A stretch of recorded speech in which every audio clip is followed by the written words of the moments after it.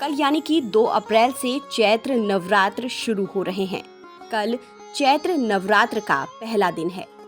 हिंदू पंचांग के मुताबिक साल भर में कुल मिलाकर 4 नवरात्रि आती है, जिसमें चैत्र और शारदीय नवरात्रि का विशेष महत्व होता है। इस बार चैत्र नवरात्रि का त्योहार 2 अप्रैल से शुरू होकर 11 अप्रैल तक चलेगा। माँ दुर्गा भक्त चैत्र नवरात्रि के 9 दिनों तक उपवास रखते हुए पूजा और आराधना करते हैं। चैत्र नवरात्रि के दौरान 9 दिनों तक माँ दुर्गा के 9 अलग अलग स्वरूपों की पूजा साधना की जाती है। चैत्र प्रतिपदा तिथि को कलश स्थापना की जाती है और अष्टमी नवमी तिथि पर कन्या पूजन के बाद व्रत का पारण किया जाता है।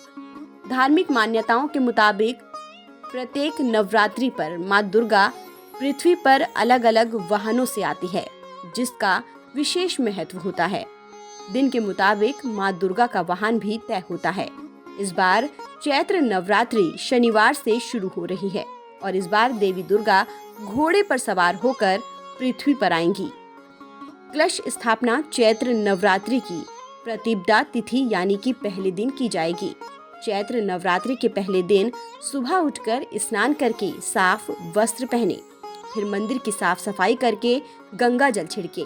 इसके बाद लाल कपड़ा बिछाकर उस पर थोड़े से चावल रखें, मिट्टी के एक पात्र में जौ बो दें और इस पात्र पर जल से भरा हुआ कलश स्थापित करें। कलश में चारों ओर अशोक के पत्ते लगाएं और स्वास्तिक बनाएं। फिर इसमें साबुत सुपारी, सिक्का और अक्षत डालें। कलश स्थापना का शुभ समय 2 अप्रैल को सुबह 6:10 से 8:29 तक है। माना जाता है कि कलश स्थापना से घर में सुख समृद्धि का वास होता है, क्योंकि सबसे पहले कलश की ही पूजा की जाती है और उसके बाद माँ दुर्गा की आराधना की जाती है। दरअसल कलश के मुख पर भगवान विष्णु का वास होता है और कंठ में रुद्र मतलब भगवान शिव का और मूल में ब्रह्मा जी का वास होता है। इसलिए एक कलश की पूजा करने से त्रिदेव की पूजा भी हो जाती है। फिलहाल इस खबर में इतना ही। देश और दुनिया की तमाम खबरों के लिए आप बने रहिए वन इंडिया हिंदी के साथ।